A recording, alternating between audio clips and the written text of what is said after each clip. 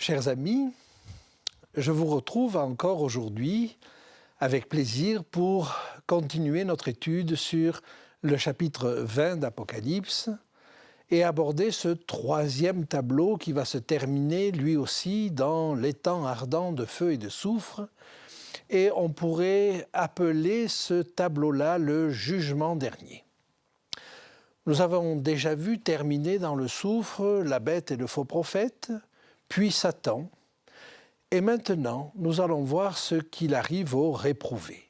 Et je vous invite à le lire dans le chapitre 20 d'Apocalypse, les versets 11 à 15.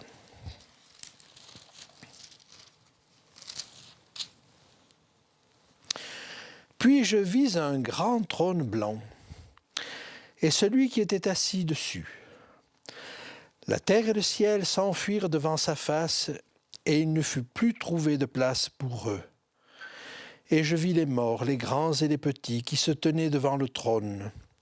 Des livres furent ouverts, et un autre livre fut ouvert, celui qui est le livre de vie. Et les morts furent jugés, selon leurs œuvres, d'après ce qui était écrit dans les livres. La mer rendit les morts qui étaient en elle, la mort et le séjour des morts rendirent les morts qui étaient en eux. Et chacun fut jugé selon ses œuvres. Et la mort et le séjour des morts furent jetés dans l'étang de feu. C'est la seconde mort, l'étang de feu. Quiconque ne fut pas trouvé écrit dans le livre de vie fut jeté dans l'étang de feu. Voilà un passage court, mais qui va retenir toute notre attention. Le premier élément sur lequel j'aimerais parler avec vous, c'est le trône de Dieu. Le trône de Dieu ici apparaît blanc. Eh bien, vous pouvez regarder dans toute la parole de Dieu. Jamais le trône de Dieu n'apparaît blanc. Il apparaît de feu, il apparaît glorieux, il apparaît de différentes manières, mais jamais blanc. C'est-à-dire qu'il y a là quelque chose qui est très significatif. Le trône de Dieu est lié depuis le début dans ce livre d'Apocalypse à la notion de jugement. Et voir le trône blanc, c'est dire que le jugement de Dieu est au-dessus de tout reproche. Arrivé à ce moment de l'histoire où tout le monde est devant le trône de Dieu, les élus bien sûr, mais les réprouvés aussi. Ce moment exceptionnel et rare est tel qu'à ce moment-là, chacun, parmi les élus ou les réprouvés, va voir le trône de Dieu blanc, c'est-à-dire va reconnaître que le jugement de Dieu est sans reproche. Alors la suite du verset 1 nous parle de la disparition de notre ancienne terre. Puis un nouveau ciel et une nouvelle terre, car le premier ciel et la première terre avaient disparu et la mer n'était plus. Et la mer n'était plus. À vrai dire, il ne reste plus rien de cela. Il n'y a plus de place pour les anciennes pensées, pour cette sagesse terrestre. J'aimerais lire avec vous un texte qui se trouve dans le livre du prophète Ésaïe, toujours au chapitre 51, les versets 6 et 7. Levez les yeux vers le ciel et regardez en bas sur la terre, car les cieux s'évanouissent comme une fumée. La terre tombera en lambeaux comme un vêtement, et ses habitants périront comme des mouches. Mais mon salut durera éternellement, et ma justice n'aura point de fin.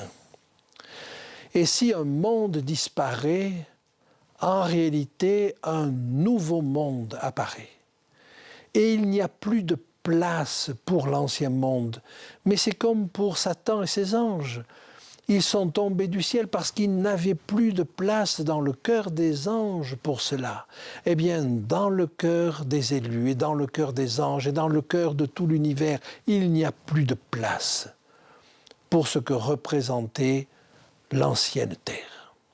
Plus de place pour les choses terrestres. Jésus l'avait dit, « Je vais vous préparer une place ». Eh bien, voilà, on fait la place nette et on prépare une autre place.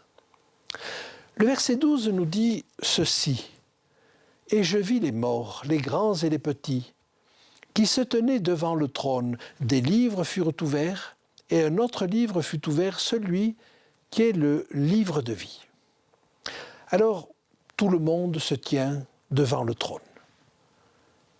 Le texte nous dit, les grands et les petits, tous. Et le seul moment où cela se passe, c'est à la fin des 1000 ans. Et quand Jésus nous parle de cette parabole des brebis et des boucs, avec les brebis à sa droite et les boucs à sa gauche, eh bien, il fait certainement allusion à ce moment-là. Et il nous est dit donc que des livres furent ouverts. 2 types de livres. D'abord, des livres. Et on va comprendre dans la suite du texte que ces livres, au fond, ne font que mentionner ce qu'a été notre vie. Et ils vont servir à nous juger. Des livres furent ouverts. Et puis un autre livre fut ouvert, celui qui est le livre de vie. Eh bien, nous avions vu, non pas dans la même scène comme ici, mais dans 2 scènes différentes, nous avions vu l'ouverture de ces mêmes livres, parce que si ces livres sont nécessaires pour le jugement des réprouvés, ils sont évidemment nécessaires aussi pour le jugement des élus. Alors lisons l'ouverture des livres dans le livre de Daniel au chapitre 7 et au versets 9 et 10. « Je regardais pendant que l'on plaçait des trônes, et l'Ancien des jours s'assit. Son vêtement était blanc comme la neige, et les cheveux de sa tête étaient comme de la laine pure. Son trône était comme des flammes de feu, et les roues comme un feu ardent. Un fleuve de feu coulait et sortait de devant lui. 1000 milliers le servaient, et 10 000 millions se tenaient en sa présence. Les juges s'assirent, et les livres furent ouverts. » Là commence le jugement. Et le jugement va commencer par la maison de Dieu. Mais ces livres ne sont pas suffisants pour le jugement.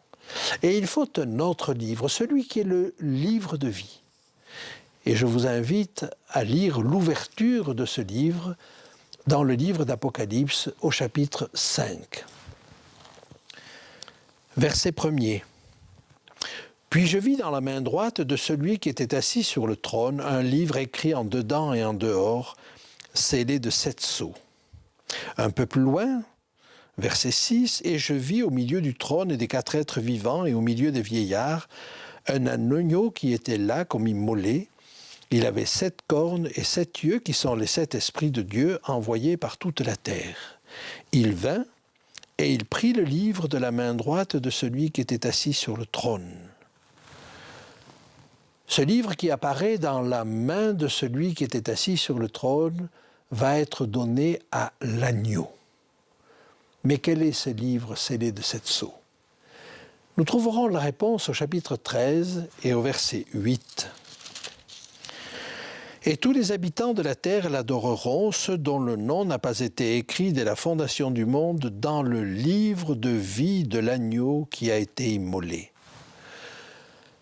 L'agneau immolé a reçu un livre au chapitre 5.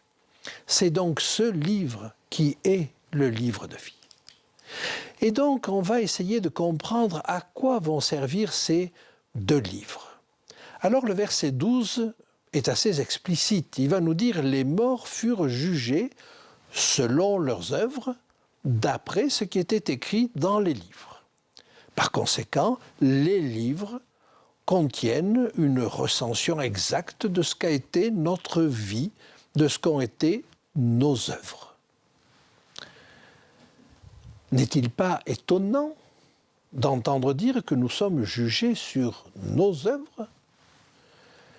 Est-ce que nous ne pensons pas être sauvés par la foi? Y a-t-il là un retour au salut par les œuvres? Le fait d'être juger sur nos œuvres est une constante dans toute l'Écriture. J'aimerais vous lire quelques versets, mais on pourrait en citer beaucoup plus. Lisons d'abord, si vous voulez bien, dans l'Épître aux Romains, le chapitre 2, les versets 5 et 10. Mais par ton endurcissement et par ton cœur impénitent, tu t'amasses un trésor de colère pour les jours de la colère et de la manifestation du juste jugement de Dieu, qui rendra à chacun selon ses œuvres, réservant la vie éternelle à ceux qui, par la persévérance à bien faire, cherchent l'honneur, la gloire et l'immortalité. Mais l'irritation et la colère à ceux qui, par esprit de dispute, sont rebelles à la vérité, et obéissent à l'injustice. Tribulation et angoisse sur toute âme d'homme qui fait le mal, sur le juif premièrement, puis sur le grec. Gloire, honneur et paix pour quiconque fait le bien, pour le juif premièrement, puis pour le grec. Le texte est sans ambiguïté. Je vous invite à lire, si vous voulez, dans l'Épître aux Hébreux, au chapitre 10 et au verset 39, des déclarations semblables. Nous ne sommes pas de ceux qui se retirent pour se perdre, mais de ceux qui ont la foi pour sauver leur âme. Voilà qu'apparaît un élément nouveau. Nous sommes jugés sur nos œuvres, mais nous sommes sauvés par la foi. Est-ce compatible ? Eh bien, il va falloir comprendre ce que cela veut dire. En réalité, c'est l'épître de Jacques qui va nous mettre d'accord. Nous sommes jugés sur nos œuvres et nos œuvres permettent ainsi de comprendre, d'apprécier ce qu'est notre foi.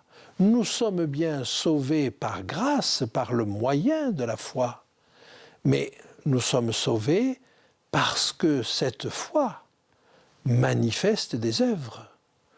Et Jacques dira, montre-moi ta foi sans les œuvres, et moi je te montrerai ma foi par les œuvres.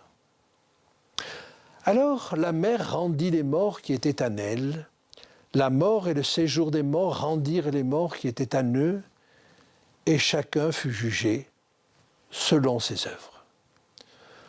Nous savons qu'il n'y a pas de vie consciente après la mort. Ce n'est qu'après avoir été ressuscités que les méchants arriveront là devant le tribunal de Dieu. Le tribunal de Dieu ne se passe pas à la mort de chacun, il se passe à la fin. Et la mort et le séjour des morts, nous est-il dit, furent jetés dans l'étang de feu. C'est la seconde mort, l'étang de feu. La mort de la mort. Je vous invite à lire deux textes qui nous parlent de cela.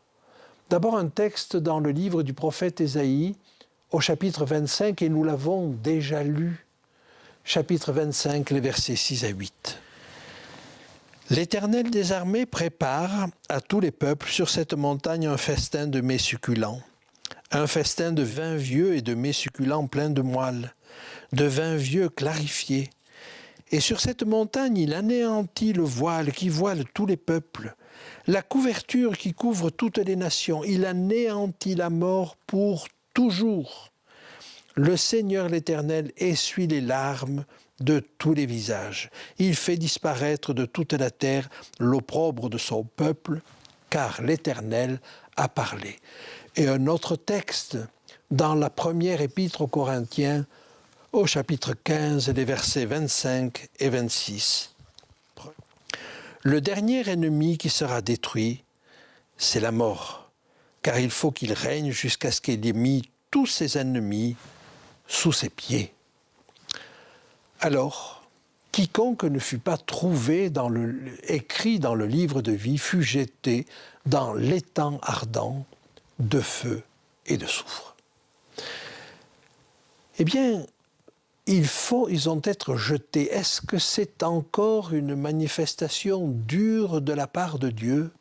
J'aimerais, à travers 3 textes de l'Ancien Testament, vous montrer qu'il s'agit encore d'une grâce de Dieu. Je vous invite à lire dans le psaume 22, le verset 29 ou 30 d'ailleurs, selon les versions. Psaume 22. Tous les puissants de la terre mangeront et se prosterneront aussi. Devant lui s'inclineront tous ceux qui descendent dans la poussière, ceux qui ne peuvent conserver leur vie. Une chose incroyable. À la fin des 1000 ans, les méchants se prosterneront devant Dieu, ceux qui ne peuvent conserver leur vie. Peut-être ne se repentent-ils pas, mais ils reconnaissent au moins que le jugement de Dieu a été juste. Et ils se prosternent devant Dieu. Un autre texte dans le livre du prophète Ésaïe, au chapitre 45, les versets 23 et 24, va nous dire un peu la même chose.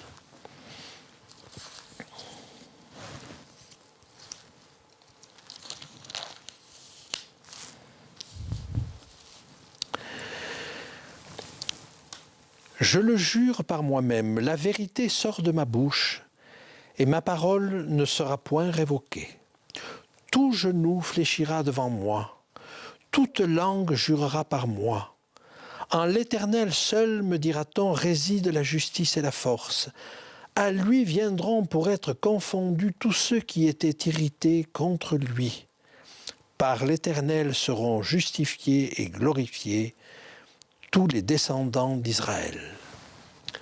À lui viendront pour être confondus tous ceux qui étaient irrités contre lui, tous ceux qui ont des griefs contre Dieu. Ils viendront et ils reconnaîtront qu'il n'y avait pas de raison à leurs griefs.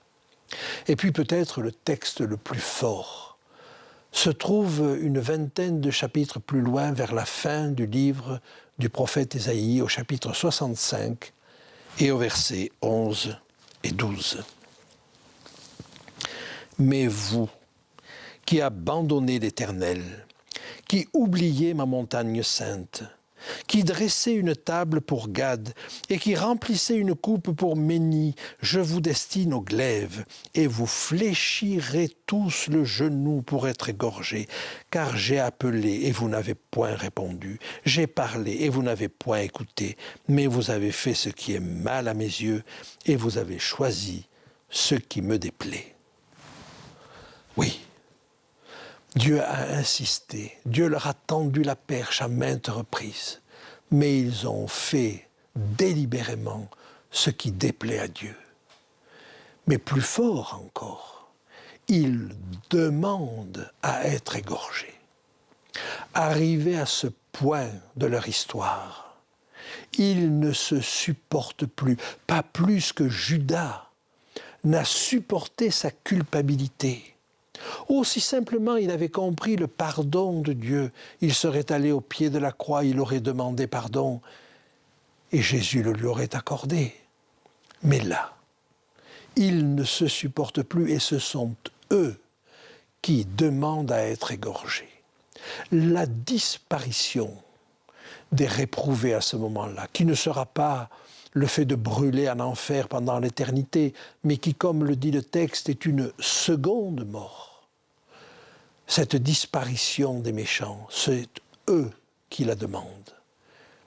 Et ce que fera Dieu, c'est la dernière grâce qu'il peut leur accorder, de leur supprimer la vie.